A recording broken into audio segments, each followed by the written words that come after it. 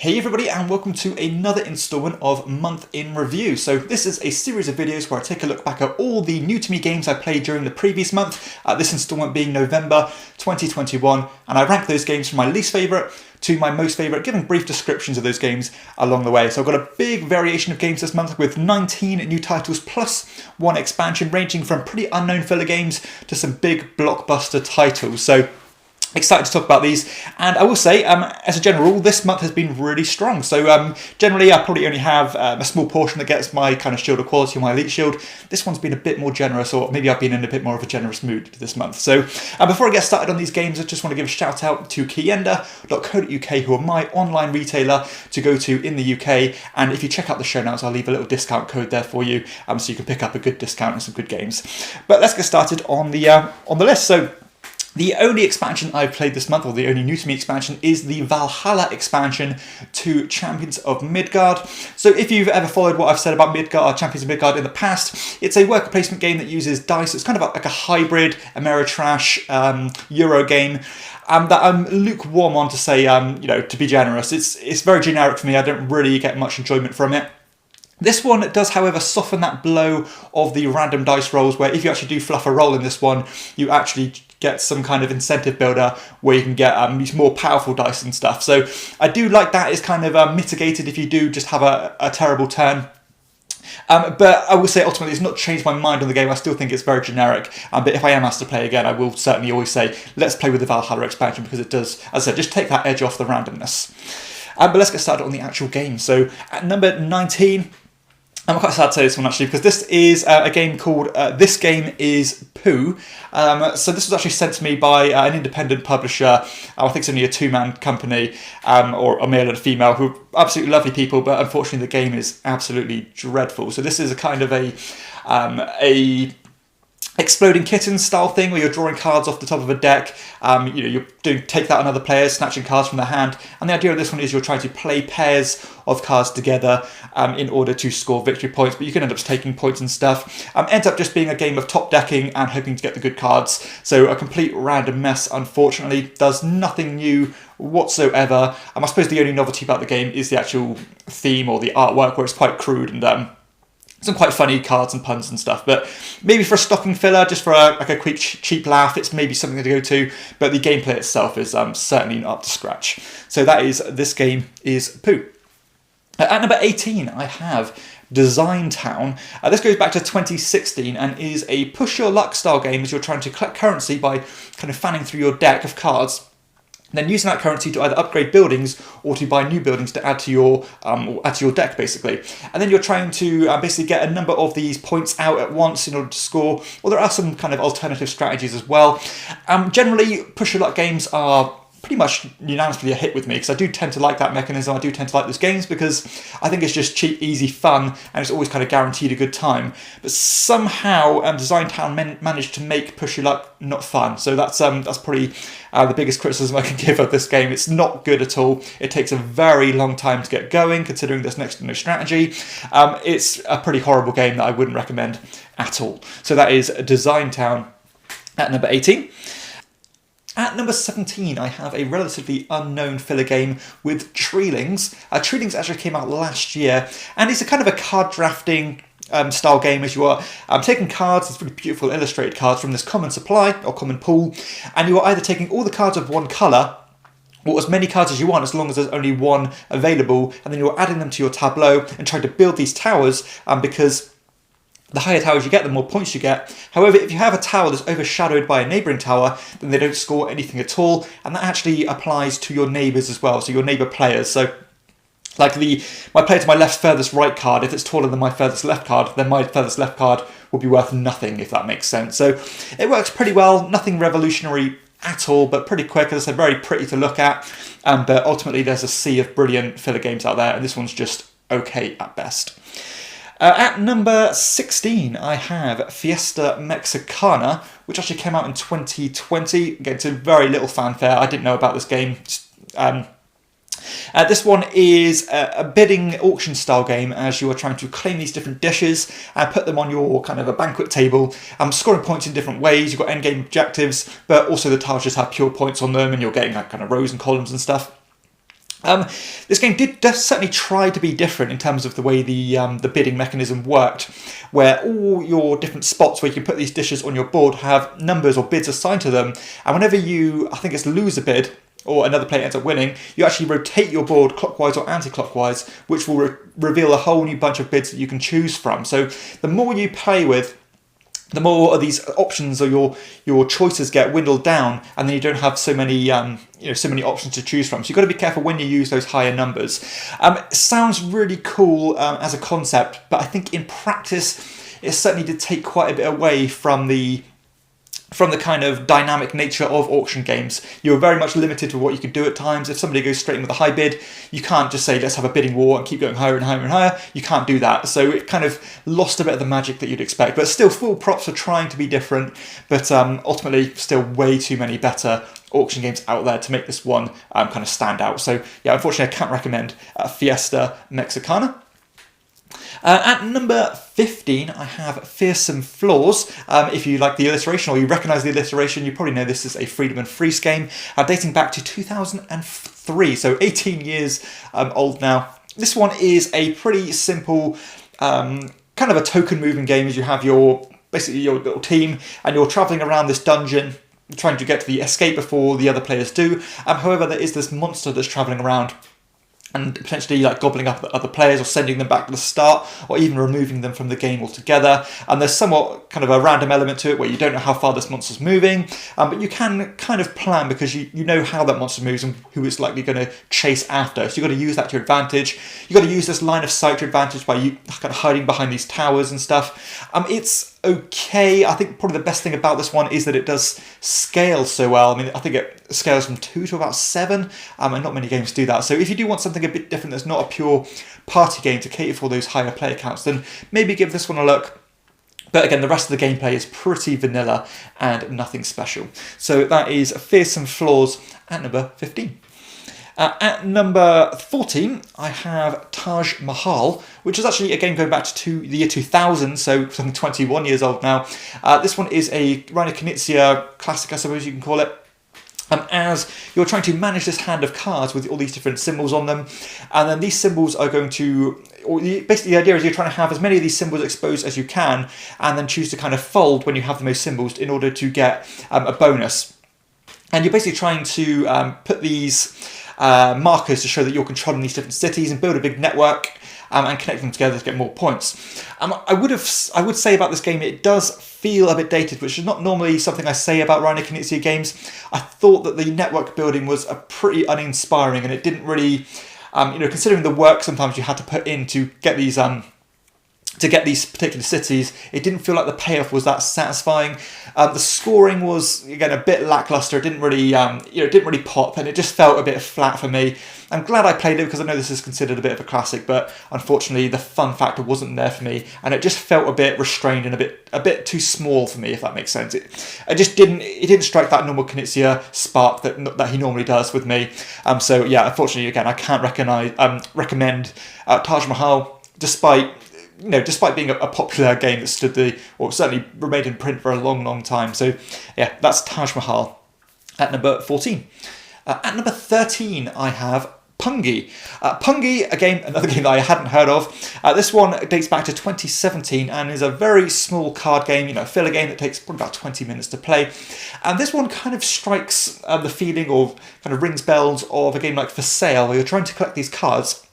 And the order in which these cards are displayed, it matters quite a lot because if it's the furthest to the left, you might want to play the strongest card, but if it's the furthest to the right, you want to play the weakest card to make sure that you claim that card. And those cards are going to be points, or they can even be negative points, and they can also be these things to convert negative points into positive points. But I like this game that almost has a trick-taking feel to it, where the first person is going to play a card and you're going to know the suit of that card, but you don't know the number of that card or the strength or value of that card. So, they could have played a very low value, they could have played a high value, and then you've got to either try and, you can play the same type and maybe try and get higher or lower, just taking an educated guess, or you can try and change the suit and maybe jump them further behind the lines and use that to your advantage. So again, it kind of merges that For Sale thing where you're getting things in order and trick-taking. And I think this one works surprisingly well, and probably better than it should do. I actually had quite a lot of fun with this one. I don't think it's anywhere near as good as a game like For Sale, but for a certain change of pace and something a bit different, this one is certainly something I'd play again, and I'll happily do that because it's quite snappy, it's concise, next to no rules on it, and it's pretty good fun. So that is Pongi at number 13. At number 12, I have Gloomhaven, Jaws of the Lion. So this is the kind of introductory version of the Goliath hit Gloomhaven, which is a kind of a story-driven, like a combat style game that has a lot of Euro mechanisms, but again, kind of a hybrid between a dungeon crawler and a Euro game.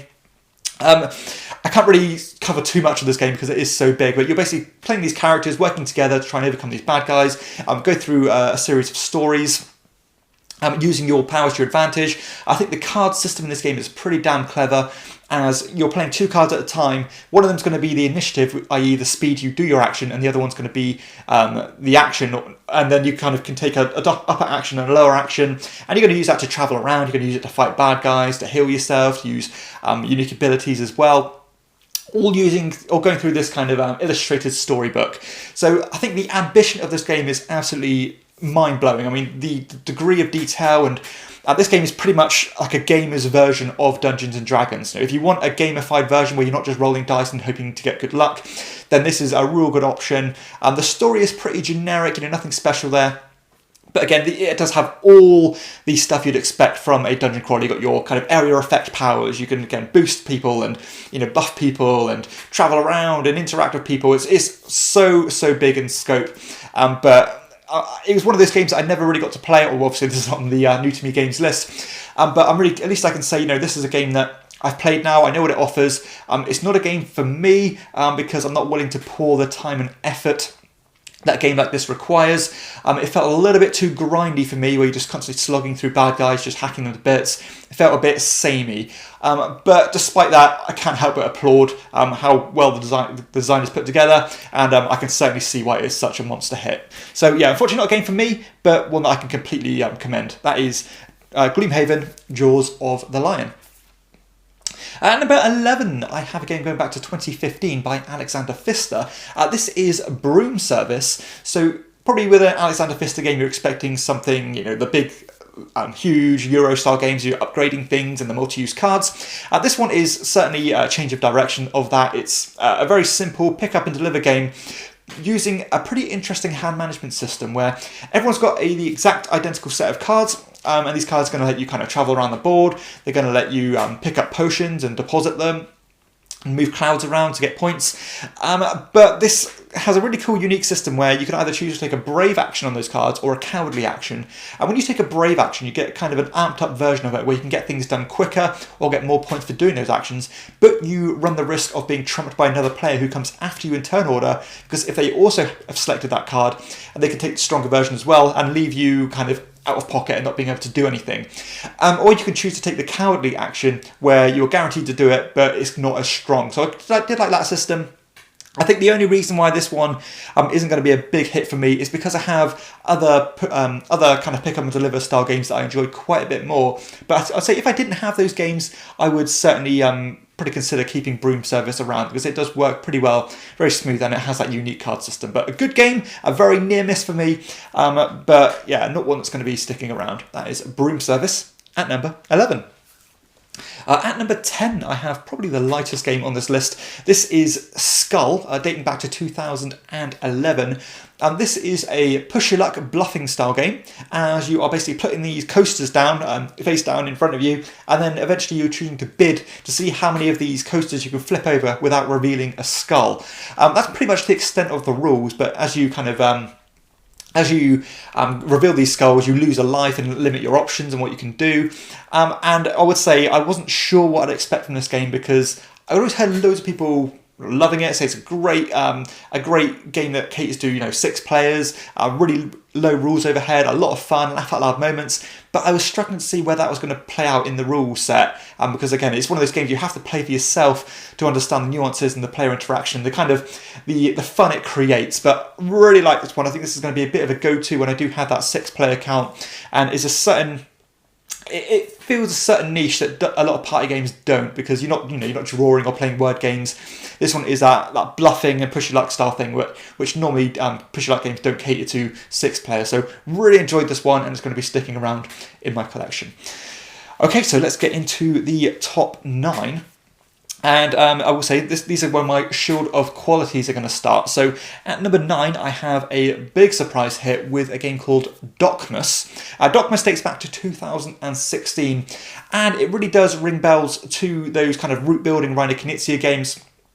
As you're placing your markers down on the board, I'm trying to build networks, trying to get next to things in order to score victory points. Not only are you trying to get across next to all these kind of monuments on a particular tile, but you're also trying to get on all the tiles, because you can get points in different ways. But I love how dynamic this game is, because at the start of each round, you are going to be drafting from these god powers, and these god powers are going to let you manipulate the board state by sliding things around or rotating them. So the board is always constantly in flux, and you can kind of link things around and build networks and expand off. It's a really interesting game. Again, it really does come alive, really pure and in its elegance, and again, it does really strike the chord of games like Babylonia, Through the Desert, that kind of thing, but done really well. So I'm really enjoying this one. Again, a big surprise for me. If you like those style games, give Dokmas a look, because again, it's a really well put together game. That is Dokmas at number 9. At number 8, I have a Feast for Odin, dating back to 2016, and this is considered Uwe Rosenberg's biggest game. It's the biggest in scope, as you're trying to do the traditional polyomino style thing as you'd expect from an Uwe game. But this one is certainly bigger in scope. It's a worker placement game where you have a ton of workers and a massive worker placement board to do pretty much anything you can think of. Collecting goods, converting goods into other goods. You got to feed your Vikings on this banquet table. You can go whaling, you can go hunting, you can build boats. There's so much you can do in this game. You name it, and this game does it. I will say this game is certainly an initial impressions review. I think this one does have potential to get better or go higher for me. Still think it's pretty well done. Surprisingly easy to play, considering how big it is in scope. I thought it was going to be quite a bit more fiddly and a bit more convoluted, but it's actually pretty simple and pretty smooth. And I will say I did absolutely terrible in this game. I think this is a game that's going to reward repeated plays to see what works and what doesn't. You've got a bit of engine building, you've got some card play as well. It really is everything going on that you could think of in this game. But for some reason, I was left a little bit, maybe a slightly bit underwhelmed because of the hype of this game.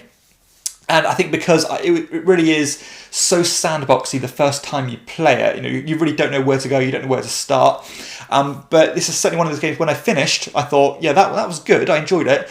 But as the kind of time went by, I was thinking, that was really clever. Next time I would have done this, I would have done this. So I do need to play this more before I get my final thoughts out there.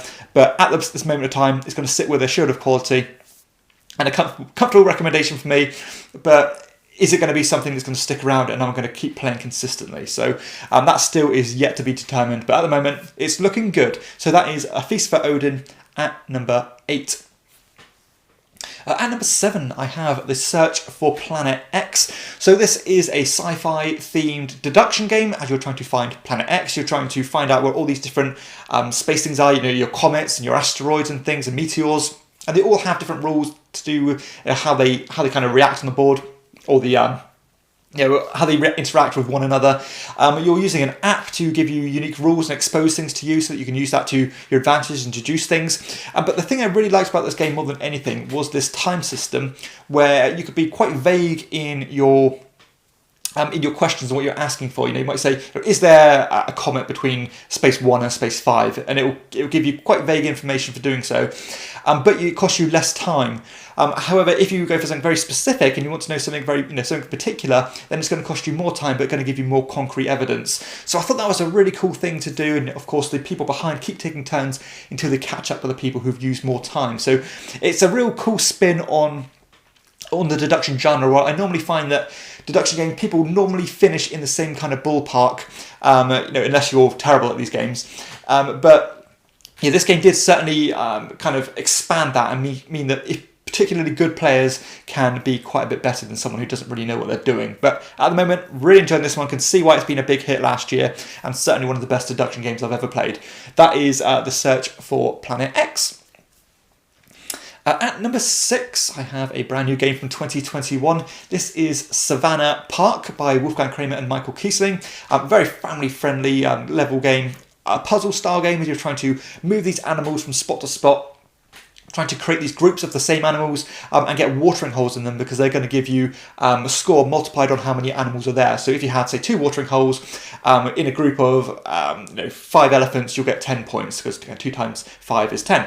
However, you've got to be very careful about where you put these tiles, because if you put them next to these bushfires, then you are going to potentially lose those tiles if you put them in the wrong space. And it's just a real cool, satisfying puzzle. It plays quite a bit differently depending on the player count. A bit more chaotic with more players, but that doesn't actually go against the game, which is normally something I would say it does. But you just have to react to the board state, create gaps so that if someone chooses a particular tile, you have somewhere to move it to. Really enjoyed this one. I think this one's going to age well. I think it's so pure in what it does. Has a wide variety of people who can enjoy this one, ranging from children up to more, again, salty gamers. And yeah, I think this is a lot of fun, and you wouldn't really expect much less from a design duo like Kramer and Kiesling. So that is Savannah Park at number 6. At number 5, I have another Friedman Fries game with Free Ride. So this is his brand new game, and it's a train game. So as you'd expect with a train game, this is a route building style game. So you're trying to connect city to city by building this rail track. However, when you complete one of these tracks, you're going to claim it as your own, and then it means it's going to be free for you to use, but for other people to use, it's going to cost them a coin. And money in this game is so valuable. It's a significant amount of points, so you can't really be too flippant on when you're going to spend these coins and use other people's tracks. And additionally, as soon as you use it, it becomes public domain for everybody, so just to add even more weight to that decision. And other than that, you are just kind of collecting these cards which show different locations. You're trying to deposit from one, or start in one location, deposit to another location, and get points for doing so. So very simple, very little rules overhead. But this game just does what it does very well. It's almost like a Eurofied Ticket to Ride. And I'm really enjoying it at the moment. I think it scales pretty well from 3 to 5. Maybe 4 being the sweet spot where you just cut that tightness, where track becomes gobbled up a bit quicker. But it still ticks along very nicely. Again, you can get this to the table and get it going pretty quickly, because again, you've only got a few actions which you can take. So yeah, the game is going to be very easy to explain and get going. And again, these games do tend to do well for me, where if I go back to this one in a year's time, it's certainly not going to be a lot of work to go back and learn the rules. So yeah, really enjoying this one. I don't have a game like this in my collection, and I've actually reviewed this one already, so go check out that video if you're interested in Free Ride. At number 4, another brand new game, or semi-brand new game. This is Furnace. So Furnace is a pretty simple engine building and bidding style game, as you are trying to claim these different industries by using these bidding tokens, ranging from 1 to 4, 4 being the strongest. And the highest bidder on each of these cards is going to win the card and add it to their engine, but the people who've bid lower than that are actually going to get a resource in a separate area of that card. And that is a really fascinating mechanism for me. Sometimes you want to go high because you get the resources multiplied by the token that you placed, but you don't want to go too high because you might not even want to win the card in the first place. And once that's done, you're going to run your engine. You can either do it kind of freely, or you can do a strict locked-in engine where you go from left to right, converting resources into other resources and trying to get as many points as you can. Very quick, very snappy, and it takes about half an hour to 40 minutes to play. Really excited to see the potential of this game, because although I think this game is excellent, I think this game could be truly phenomenal with some real meaty expansion content. So yeah, really enjoying this one at the moment. I'm excited to play this one pretty sharply. Again, that is Furnace at number 4. At number 3, I have a game that I've been after for a long, long time, just been fulfilled on Kickstarter as a reprint by Queen. This is Wallenstein. So Wallenstein goes back to 2012, at least the second edition does. This is a kind of a hybrid war and Euro game, as you're trying to control as many regions as you can, because you get points based on how many regions you control. You're building these buildings to get even more points.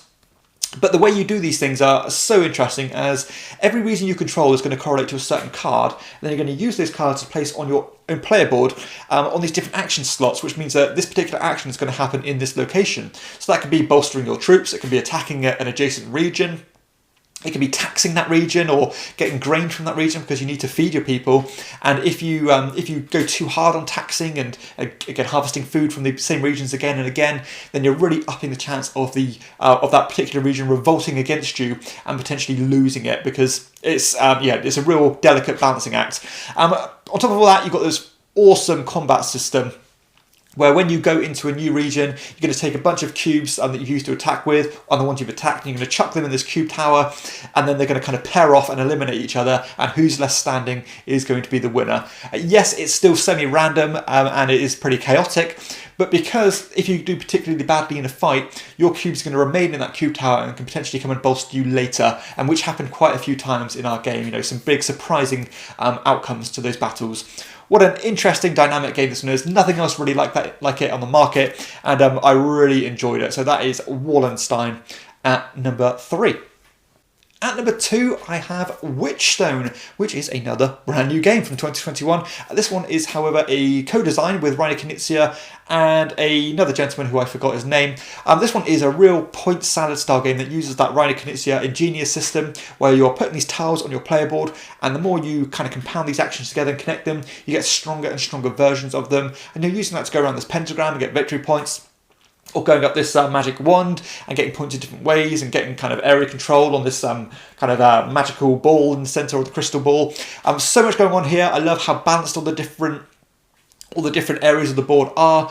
Gorgeous production, another game with extremely low rules overhead, but still has a great amount of depth here, particularly in relation to the potential to combo your actions, where you can do this action, which will combo this action, which will combo this, and by the end of it, tracking your actions, you're getting so much done in a single turn, which just kind of offers a really satisfying experience. I had high hopes for this one, my expectations were sky high, and this one certainly lived up to those expectations, and I expect this one to sit quite highly on my top 10 games of the year, because I enjoyed it that much. Got straight into the collection, and loving it. That is Witchstone at number 2. And finally, my favourite game of the month is Capital Lux 2 Generations. So this is actually a game from last year, and a game I really didn't know much about until my good friend Mackenzie Franklin from Side Game LLC recommended this one to me. He said I'd like it. I picked it up, and boy oh boy was he right. This is one of the best card games I've ever played.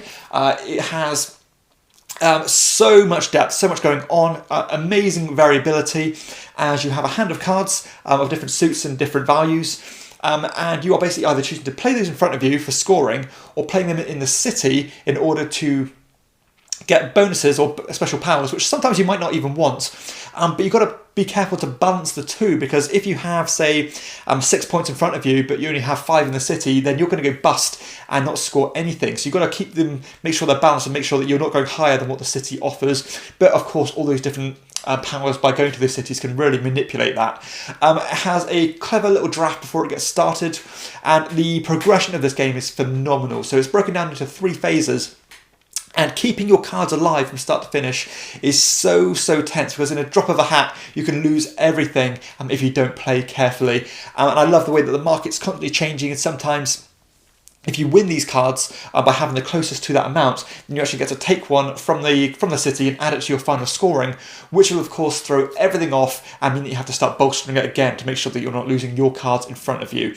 I will be reviewing this one very shortly, and again, if you've not heard of this one and you like clever card games, ones with simple, elegant rules, but just tremendous amount of depth, nuances, layers. This one is pretty much as good as it gets. And you know what? I've only played the initial setup, and I still love it this much. An absolutely outstanding game, a no-brainer for my Elite Shield, and this one is going to come pretty highly on my top 50 next year. I can see it now.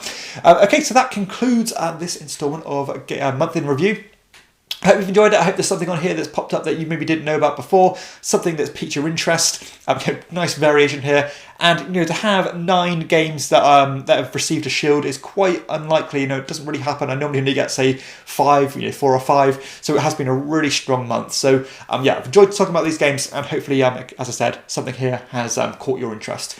So I hope you've enjoyed this video. If you have, please hit like and subscribe to my channel, and check out my other videos too. Additionally, if you want to support the channel by going the extra mile, I do have a Patreon page where you can back for as little as £2 a month. And of course, as always, if you live in the UK and you love board games, go check out keyender.co.uk for a great selection. And for everyone else, I'll see you next time on Chairman of the Board. Bye.